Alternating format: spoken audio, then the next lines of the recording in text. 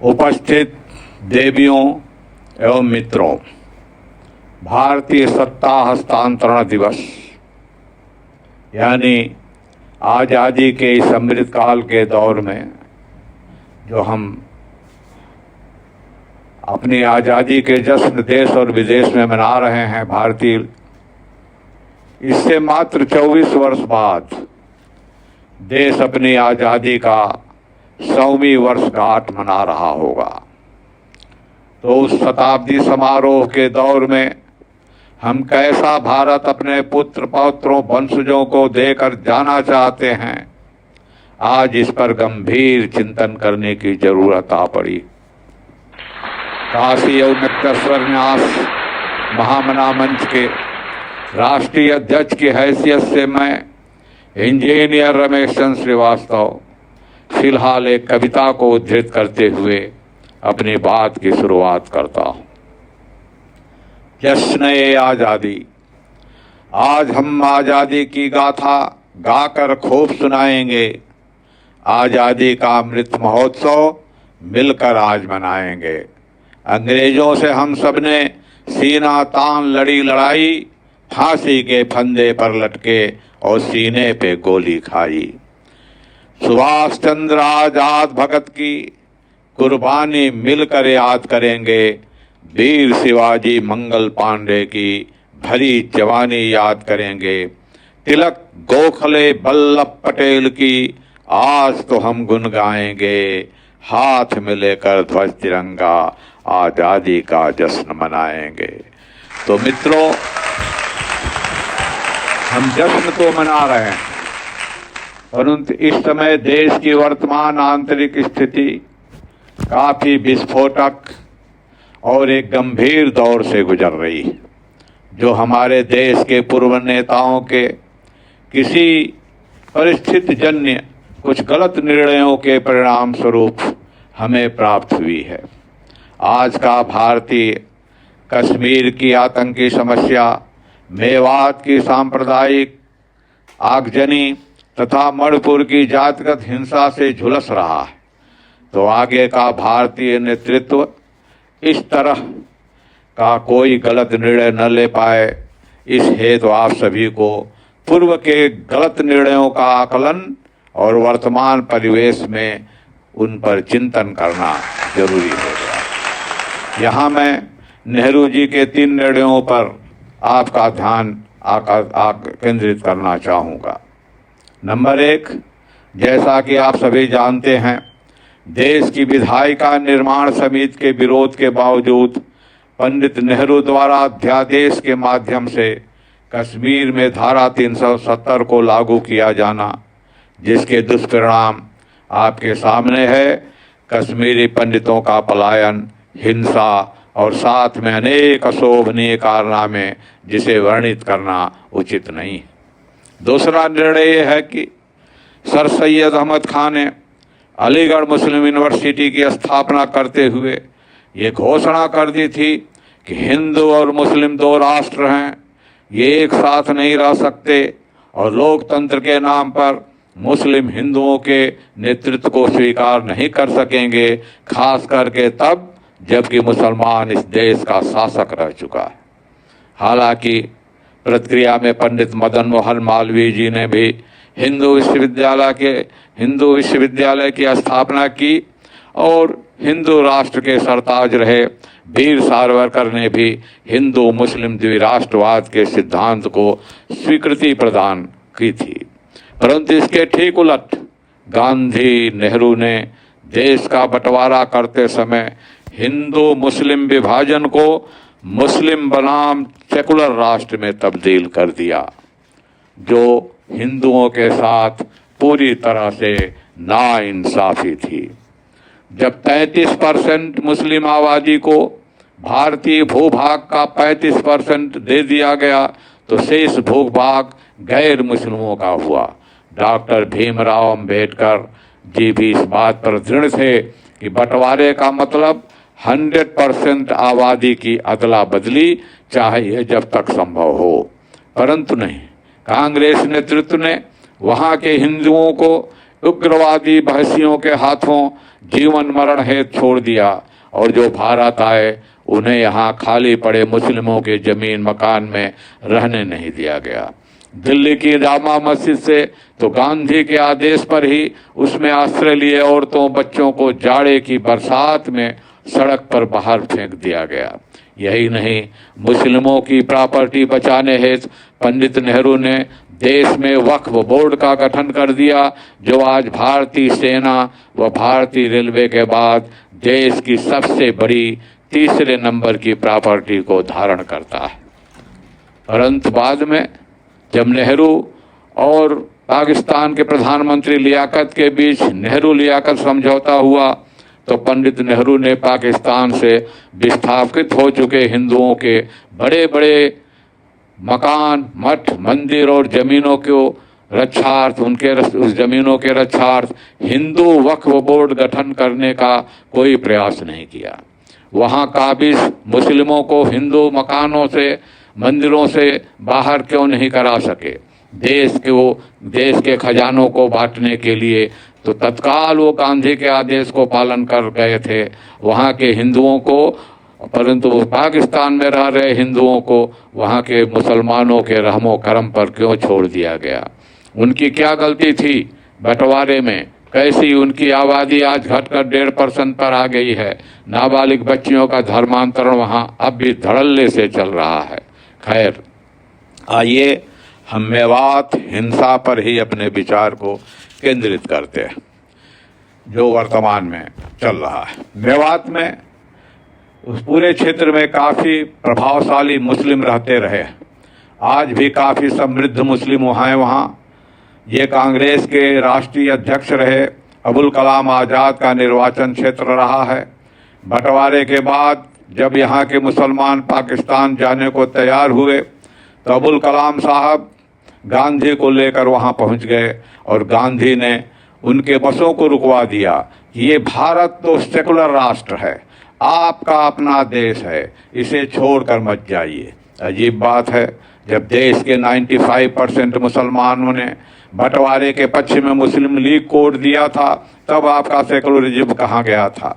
परंतु कांग्रेस की मजबूरी थी कि हिंदू भारत के हिंदू नेहरू गांधी से नफरत करने लगे थे, उन्हें हिंदू नापसंद कर रहे थे, और कांग्रेस के संगठन से जो उस समय आंदोलन का प्रतीक था वो अधिकतर हिंदू बधे हुए थे, बावजूद उसके वो इन दो नेताओं से दूरी बनाने का पूरा प्रयास कर रहे थे।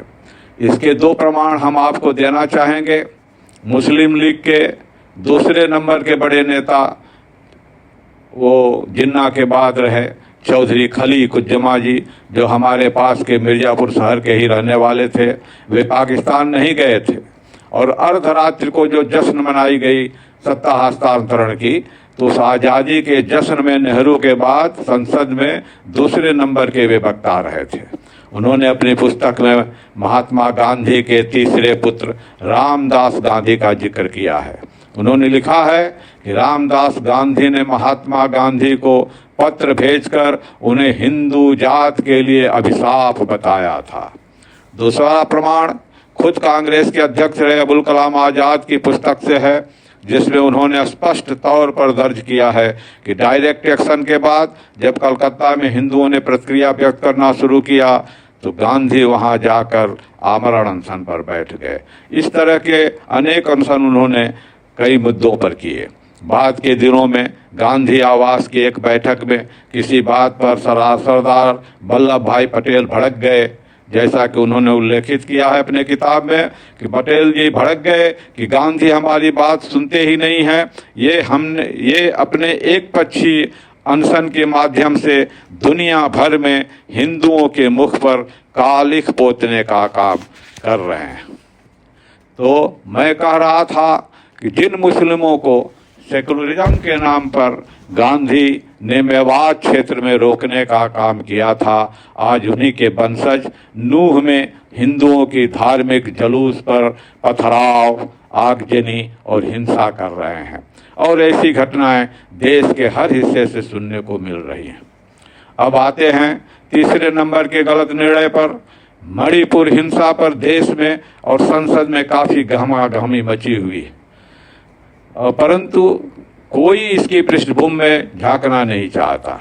आप इन पर एक नज़र दौड़ाएं कि सन 1921 में ब्रिटिशर्स प्रभाव के बावजूद, अंग्रेजी शासनकाल में उनके प्रभाव के बावजूद मणिपुर में ईसाइयों की संख्या मात्र 4000 थी, जो 2011 की गणना में बढ़ करके 44% की आबादी दर्ज की गई, जिनमें से अधिकांशतः बर्मा से आए अवैध तौर पर बसे कुकी समाज के लोग हैं, जो ईसाई मिशनरीज के धन प्रवाह से लाभान्वित होने हेतु ईसाई बनते चले गए और आज ये लोग मणिपुर की पहाड़ी पर पूरी तरह काबिज हो चुके हैं। पंडित नेहरू ने जानबूझकर वहाँ पर एक पादरी को, बोरोनियर एल्विन को नॉर्थ ईस्ट ट्राइबल समिति का अपना सलाहकार नियुक्त किया था, जो नेहरू से आदेश प्राप्त करने में सफल रहा कि नागालैंड में एक भी हिंदू संत साधु प्रवेश नहीं कर सकता है। हालांकि कुछ साधु समाज ने विरोध भी किया, परंतु भारत के अन्य हिस्सों में ये खबर नहीं पहुंच सकी थी और यही आदेश नागालैंड में उसके भूभाग को, नागालैंड को ईसाईकरण हेतु एक उर्वर प्रयोगशाला बनाकर रख दी। फलतः वहाँ के कुकियों के अतिरिक्त नागाओं ने भी ईसाई धर्म को स्वीकार कर लिया।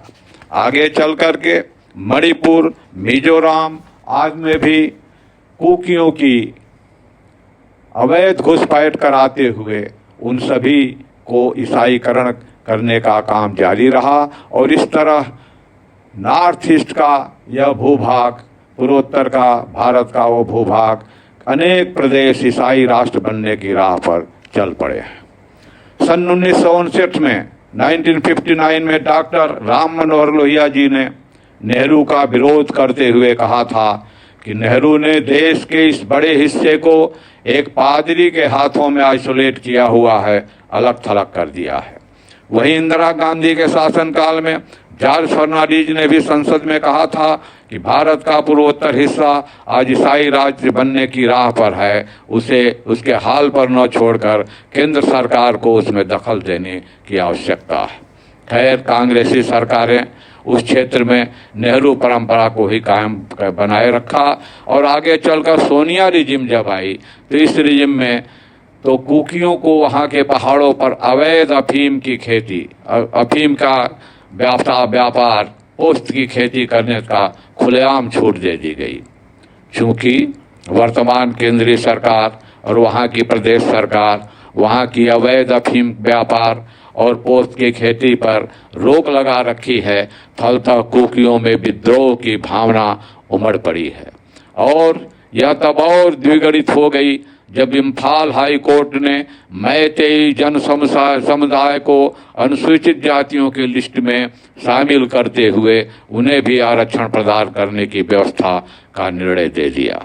तो मित्रों, आज के परिवेश में राष्ट्रवाद की दिशा में हम और आप जो भी निर्णय लेंगे, व्यवस्था स्थापित करेंगे, हमारे पुत्र पौत्रों को उसी दिशा का भारतीय माहौल उपलब्ध हो सकेगा। तो इस पर निरंतर चिंतन की आवश्यकता है।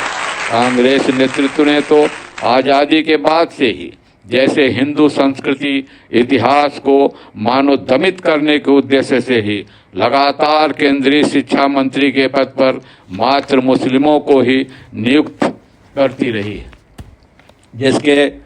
जिससे मुगल काल को ही स्वर्णिम काल बताया जा सके, सिखाया जा सके, दलित और हमारे भारतीय इतिहास को, पूर्व इतिहास को दमित और मलिन हिंदू इतिहास बताया जा सके और हिंदू गौरव विहीन सिद्धांत जो बच्चों के सामने प्रस्तुत किए जाते रहे, उसके प्रतिफल अब आपके सामने आ चुके हैं।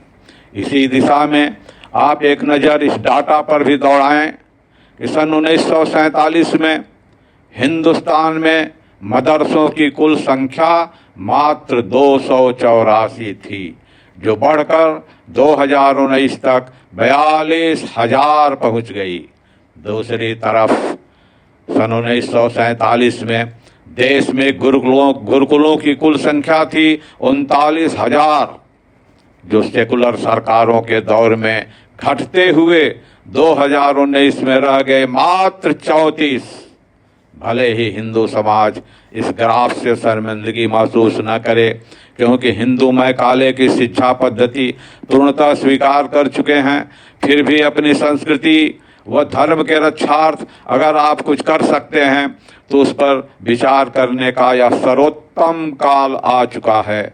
आपको इस पर चिंतन करना ही होगा कि आप अपने वंशजों हेतु भविष्य का कैसा भारत उन्हें सौंप कर जाना चाहते हैं। मैं इस बात का समापन एक अन्य कविता को उद्धृत करते हुए करना चाहूँगा कि निर्माण तुम्हारे हाथों में, निर्माण तुम्हारे हाथों में।